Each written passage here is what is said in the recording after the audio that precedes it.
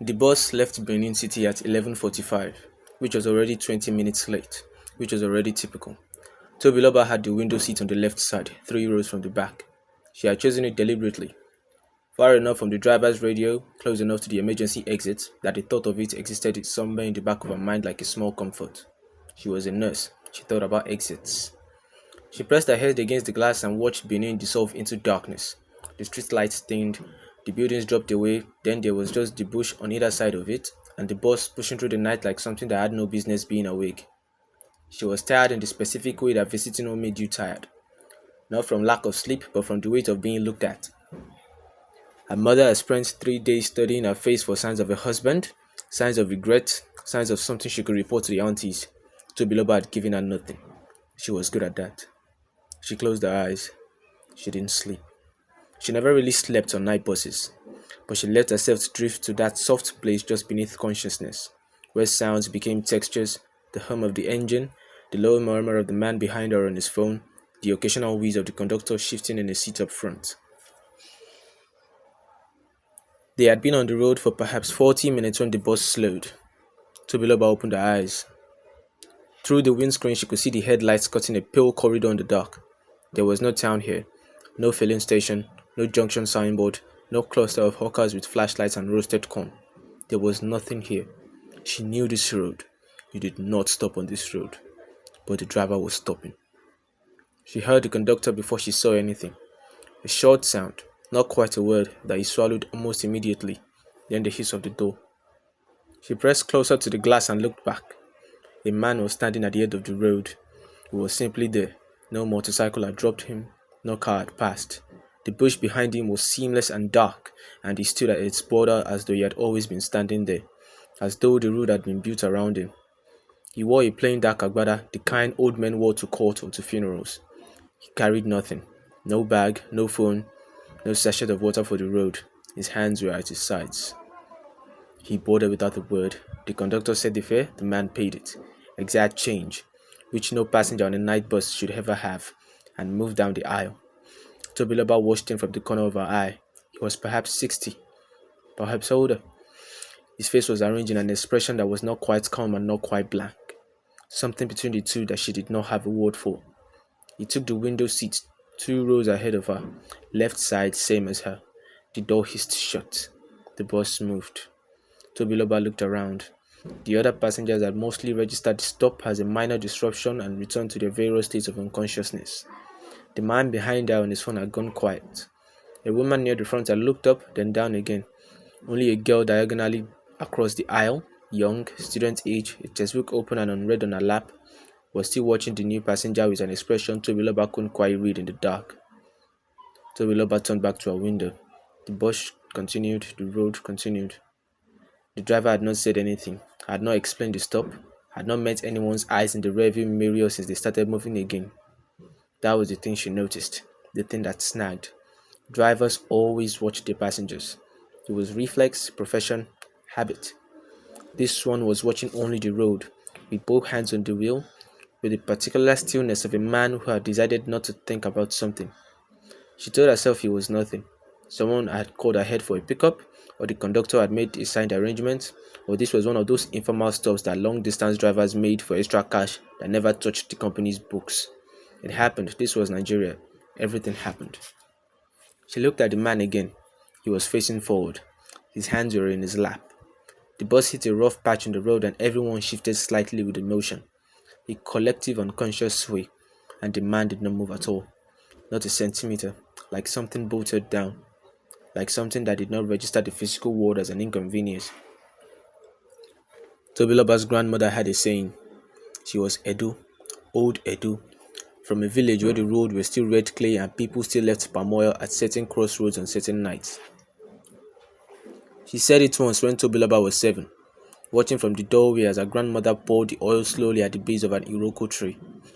When something meets you on a night road and does not ask where you are going, do not ask where it is going either. Tobiloba had been a child then. She had believed in the things that grandmother believed in, the way children believe in everything, completely, without argument. She was 31 now. She had a BSc and a nursing license, and 8 years in Lagos hospital where she learned that the body was just a machine brilliant and breakable, and that the most fear was just the brain misfiring under stress. She believed that. She looked at the man one more time. He had not moved, he had not blinked.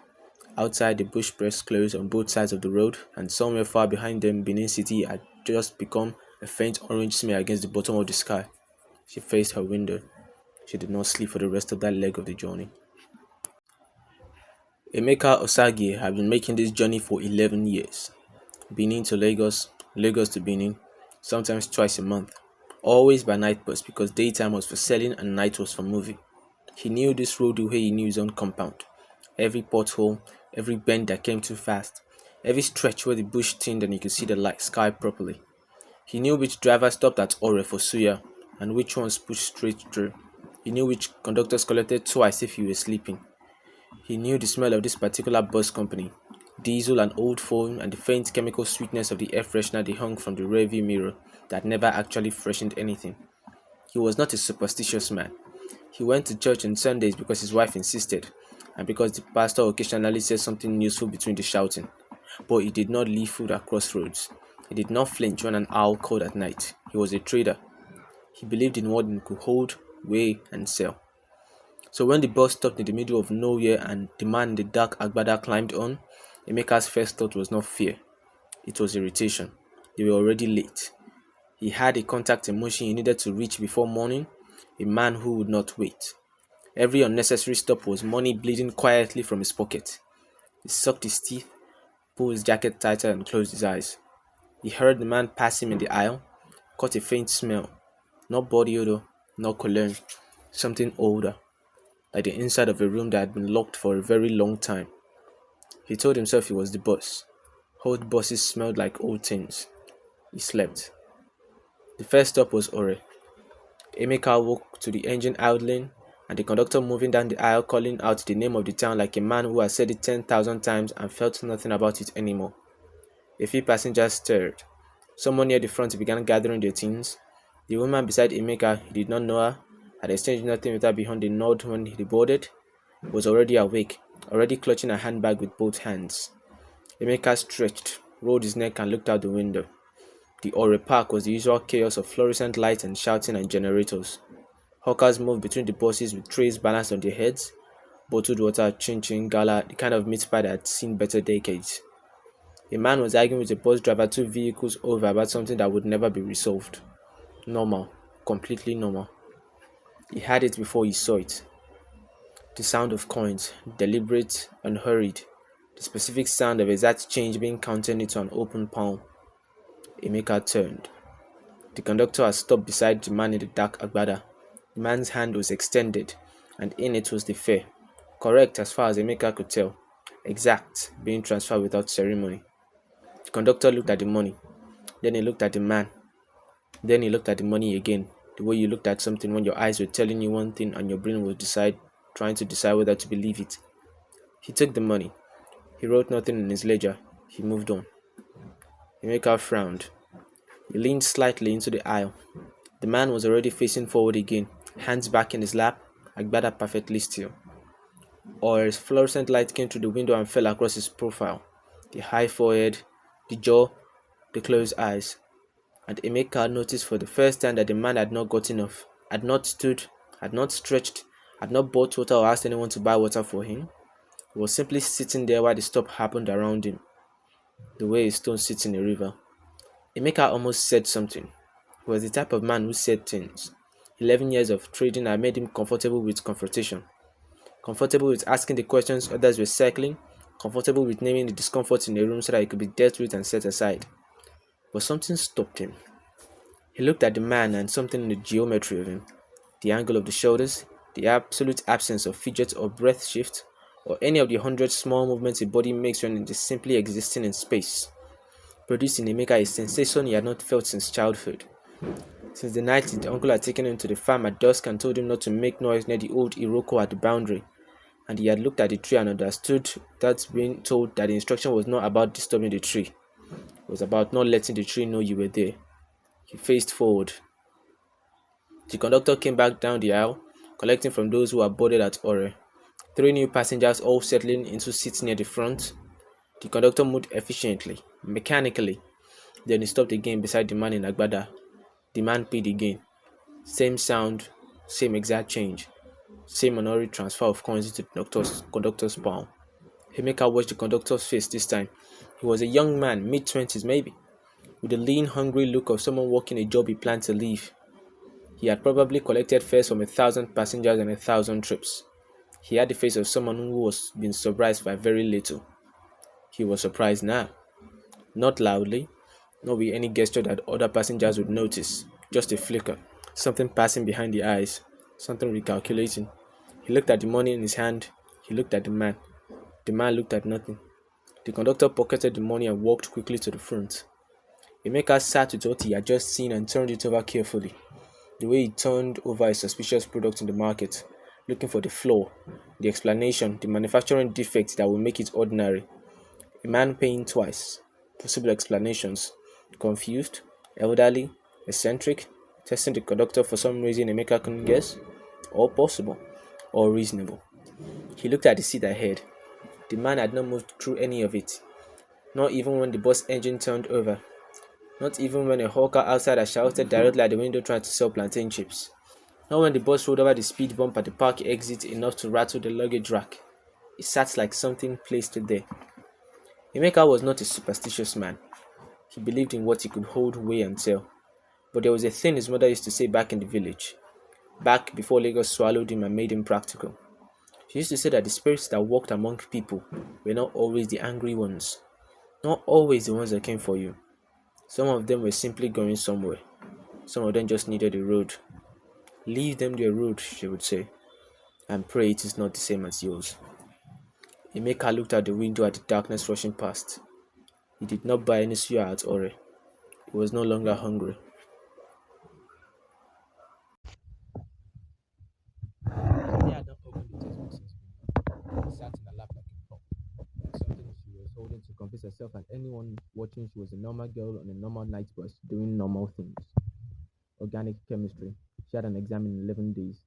She had read the same paragraph about the nucleophilic substitution 4 times before Benin City's lights had fully disappeared and she had stopped pretending. She was watching the man. She had been watching him since Ore, since the moment she had seen the conductor stop beside him the second time and take money that should not have been offered with a face that should not have looked the way he did. She had seen that face, that particular sliding recalibration, and something old had woken up in her chest, something that did not belong to her, something inherited. Her grandmother's voice specifically. Her grandmother's voice had a way of arriving uninvited. Shade had grown up between two worlds, which was its own kind of exhausting. Her mother was Yoruba, Lagos born, a banker who wore blazers and spoke English at the dinner table and believed education was the only mythology worth passing down. Her father was from Ondo, quieter, more willing to sit with things he couldn't explain. And her grandmother, her father's mother, Mama Agba, was from a village outside Akure where the old ways had not fully released their grip on anything. Mama Agba died 3 years ago, but her voice remained, the way voices of certain women remained stored somewhere in the body rather than just the memory. Shade had spent a school holiday with her at 12. One evening, walking back from the stream, she had seen an old man sitting beneath a tree at the edge of the path. Just sitting, doing nothing. She raised her hand to wave and Mama Agba caught her wrist, not roughly but with a firmness that communicated everything. "Do not greet what you are not sure of," she had said quietly, and steered them both around the wider path through the bush. Shade had looked back once. The man had not moved, had not watched them go. Had just continued to sit the way objects sat, without the small unconscious animations of a living body. She had asked later back in the safety of the kitchen. Mama Agba had been quiet for a long time, stirring her soup. "There are things," she finally said, "that wear the shape of a person the way you wear a coat. Not because they want to deceive you, but because the shape is convenient, because it allows them to move through places where they have business." What kind of business? Her grandmother had looked at with the expression she reserved for questions that did not have safe answers. "The kind that was arranged a long time ago, before you, before me, before the road was even a road." Shade watched the man now and felt her grandmother's hand on her wrist as clearly as if it were happening. He had not moved since Ore, not in any of the ways that mattered. The bus had been moving for over an hour since the stop, and he had not shifted his weight, had not turned to the window, had not reached into a pocket or adjusted his agbada, or done any of the 100 invisible things the body did automatically to manage his own discomfort over time. She was studying biology. She knew what a body did when it was alive. She knew the small hydraulics of it, the swallowing, the blinking, the minute postural corrections that the spine made without consulting the brain. She had watched enough patients in the teaching hospital during her first year orientation to know what a living body looked like from a distance. She watched the man. The bus hit a rut and the world lurched sideways for half a second. Every passenger absorbed it, a lean, a grip, a sharp exhale. The large man 3 rows ahead, the one who had been sucking his teeth since Ore grabbed the seat in front of him. The nurse by the window pressed her palm flat against the glass. Even the driver made a sound. The man in the dark agbada did not move. Not a sway, not a hand thrown out for balance, nothing. As though the laws that governed the movement of objects on an unsteady surface had looked at him and decided to make an exception. Shade's heart was doing something unpleasant. She thought about what Mama Agba had told her once about the things that used roads, that they were not evil, necessarily. Evil was a human category, a human obsession, the need to sort everything into what wished you well and what wished you harm. The whole things were indifferent. They had their own destinations, their own arrangements, their own ancient itineraries that had nothing to do with you. Danger was not in their intention. The danger was in being noticed. They don't see you unless you make them see you, Mama Agba said, so don't stare, don't point, don't say what you think it is out loud, because names have weight, and weight draws attention. Shade looked down at her textbook, Nucleophilic Substitution. The attacking nucleophile approaches the carbon bearing the living group from the opposite side. One thing entering as another thing departs. She almost laughed. She pressed her lips together and did not. From the corner of her eye she could see the man's profile, the absolute stillness of it. The window beside him showed nothing but dark bush and the occasional pale flash of a distant light, and he was reflected faintly in the glass. Or he should have been. She was reflected in her own window, a ghost of herself floating above the rushing dark. She did not look directly at his window to confirm what she thought she had noticed. Mama Agba had been clear about that too. She gripped her textbook and fixed her eyes forward and thought about 11 days and an exam and the campus and fluorescent library lights and all the ordinary, well-lit things waiting for her in Lagos if the bus got there. If was a word that had not concerned her before tonight. The conductor passed her without stopping. He had not looked toward the back of the buses or he was doing his job with the focused efficiency of a man who had decided that the best way through this rest of this journey was to look only at what was directly in front of him. Shade understood completely. She turned the page of her textbook and read nothing. Brother Femi had been silent since Ore. This was unusual. He was by nature and by calling a man who filled silence. 30 years of the ministry had trained him to read a room and speak into its discomfort. A word of encouragement here, a scripture there, the particular pastoral confidence of a man who believed he carried something the room needed. On buses, in planes, in waiting rooms, he had led strangers to Christ between one destination and the next. He had a gift for it. A senior pastor had said so. He was sitting 4 rows from the back, aisle seat, Bible on his knee. He had opened it at the beginning with the intention of reviewing his notes for a Sunday sermon. He had not read a single line. He was watching the man. He had been watching him since Ore, since the moment the bus had stopped at that junction and something in Brother Femi's chest, not his mind, not his theology, but something older and more animal that lived beneath both, had contracted sharply and said no. He had ignored it. He was practiced at ignoring that particular signal. 30 years of faith had taught him to override the body's foolishness with the mind's certainty. Fear was not discernment. Goosebumps were not the Holy Spirit. But then Ore had happened. The second ticket. He had seen it. He had watched the conductor's face and recognized in it the same contraction he had felt in his own chest. And he had opened his Bible and begun to pray quietly, under his breath, the way he prayed when he needed God to be very close and very fast. Blood of Jesus, blood of Jesus. Every strange thing on the bus, I bind you in. He had stopped. He didn't know why he had stopped. Those words were the right words.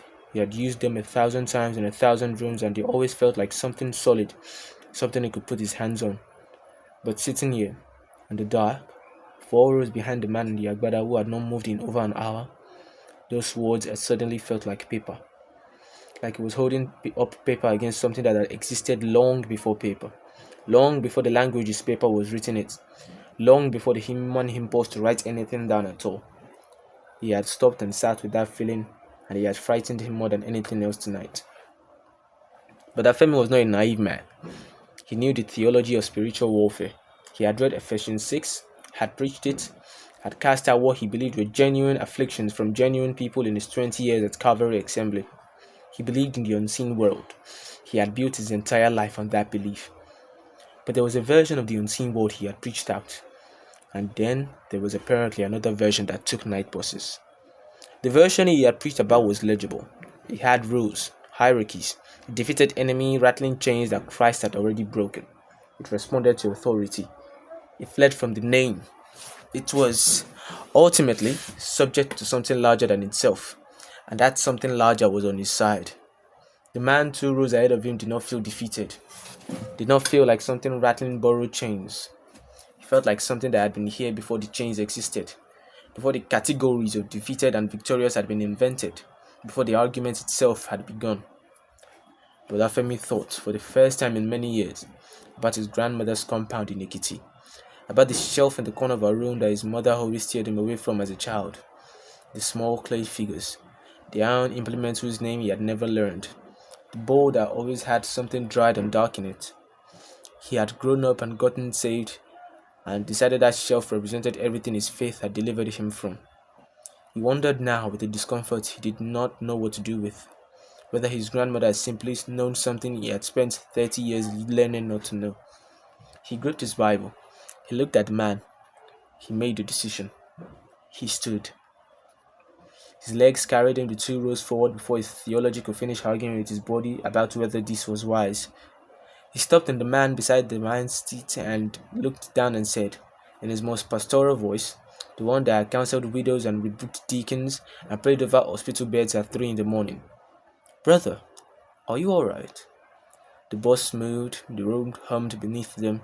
Somewhere near the front, a woman coughed once and went quiet. The man turned his head. It was the first time he had moved since boarding. The motion was slow and complete, like the motion of something very large that had decided to redirect its attention, deliberate in a way that human movement rarely was, without the small preparatory shifts that preceded it in living bodies. He simply turned, and then he was looking at Brother Femi, and Brother Femi was looking at him. The face was old, deeply, geographically old, lined in ways that suggested not years but something more like weather, like a thing that had been outside for a very long time. The eyes were dark and they were open, and they were looking at Brother Femi with an expression he would spend the rest of the journey trying to name. Not malice, not hunger, not any of the things he had prepared himself for. He was closer to recognition. The mild patience of recognition of something that had been looked at many times by many people who did not understand what they were seeing, and had long ago made peace with that. But Afemi's mouth opened. Nothing came out. The man held his gaze for 3 seconds.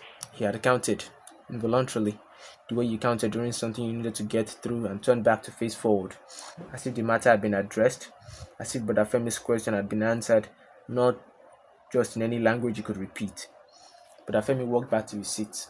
He sat down, placed his Bible on his knee, and looked at it and did not open it. Around him the boss breathed his diesel breath and the road continued. The night pressed against every window with the comfortable permanence of something that had been dark long before any of them were born and would be dark long after. He did not pray again, not because he had lost his faith, but because he was no longer certain who might be listening. The bus had become a different place. Tobiloba couldn't have said exactly when it happened, not at a single moment but gradually, the way a room changes temperature without anyone touches the thermostat. The passengers who had been sleeping were no longer sleeping. The man on his phone had put it away. The woman near the front sat with a handbag in her lap and her eyes fixed on the headrest before her, with the concentration of someone solving a very important problem by not moving. Nobody was talking. On the night bus, Lagos bound, there was always noise. Arguments about nothing, someone's Afrobeats leaking from the earphones. The conducted negotiations between hawkers and passengers at every stop. A baby somewhere, Always a baby somewhere. Tobiloba had taken this journey enough times to know its texture. The boss was silent in a way that felt agreed upon, like everyone had independently reached the same conclusion, and the conclusion was do not disturb the air. She checked her phone. 2:14 a.m. Shagamu was perhaps 40 minutes out, which meant Lagos in just over an hour. She told herself that. She held it like something useful. She had spent the last stretch watching the road, trying to be clinical about what she knew. She was a nurse, she assessed, and she listed. Facts. A man had boarded at an unmarked junction. He had paid his fare twice. He had not moved, spoken, eaten, or adjusted his position in over 2 hours of road that included three speed bumps, one pothole deep enough to lift her from a seat, and a sharp turn outside Shagam interchange that threw everyone sideways. Everyone except him. She had a list of facts, and the list did not produce a diagnosis she was willing to write down. He was a trader, the large man, Igbo, eyes hot. She heard him sucking his teeth at Ore, who broke first. He stood up suddenly, the way people stood in emergencies, and moved to the front of the bus in four quick strides. She hadn't spoken to the driver in a low, urgent voice. Had the driver respond in monosyllables. Had the trader's voice rise slightly, then flatten when the driver said something final. He came back down the aisle. He did not look at the man as he passed him. He just sat heavily and stared out the window with the expression of someone who had just been told something they already knew. Tobiloba leaned across the empty seat beside her. What did he say? She asked quietly. The trader looked at her. His eyes were steady, but there was something behind them doing a rapid, unhappy walk. He said, We don't stop till Shagamu. I asked him to stop now, drop me anywhere, I'll find my way, he said. He said he couldn't stop. Can't or won't? That's what I asked him. He turned back to the window. He didn't answer. Tobiloba sat back. She thought about the driver's hands on the wheel after the junction stop. The particular grip of them. The way I had not used the rear view mirror once system. Drivers always use the rear view mirror. It was instinct, profession, survival. This one was driving with the focused desperation of a man who had decided that whatever was behind him was not something he needed to see more clearly. She thought about what that meant for the rest of them. The girl with the textbook, the young student, she had barely moved in hours, caught Tobiloba's eye across the aisle. They looked at each other for a moment with a specific understanding of two people who have been thinking the same thing and are only now admitting it. The girl shook her head slightly. Tobiloba understood. She did not know how she understood, but she did. Don't. Not here, not now. She faced forward. 3 rows ahead, the man sat in the dark in his window seat, and the road unwound beneath them all, and the bush beast on both sides was absolute and seamless, and the night had that particular quality it got in the dead hours, not just dark, but thick, layered like it had substance and weight. Tobiloba's grandmother's voice arrived, the way it sometimes did on difficult night shifts, at the house before dawn when the world was quiet and the patients were their most fragile, and she was alone with the monitors and the soft, terrible sound of people working hard to stay alive. When you don't know what's in the room with you, her grandmother said once, at least know where the door is. She knew where the emergency exit was. She had noted it when she boarded. That small prior self-comfort now felt like the only solid thing she had. She did not look at it, she just knew where it was. The sign for Shagam appeared in the headlights without warning, the way signs did on this road.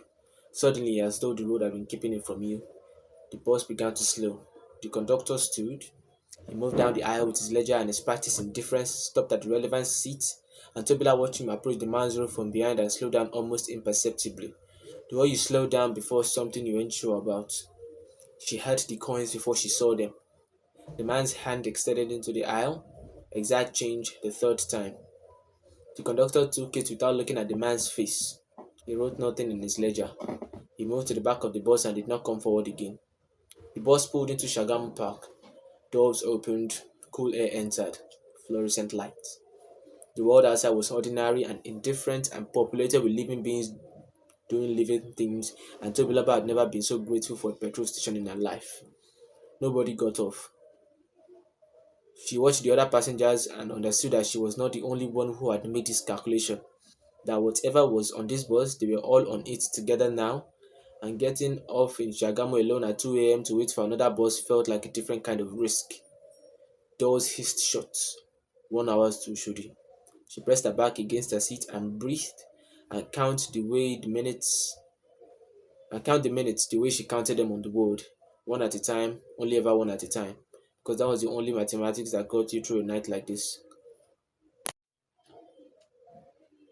The Lagos skyline appeared like a fever dream. First, the glow, that particular burnt amber that Lagos threw against the underside of its own clouds, visible from 40 kilometers out, the city announcing itself the way it always did, without subtlety, without apology.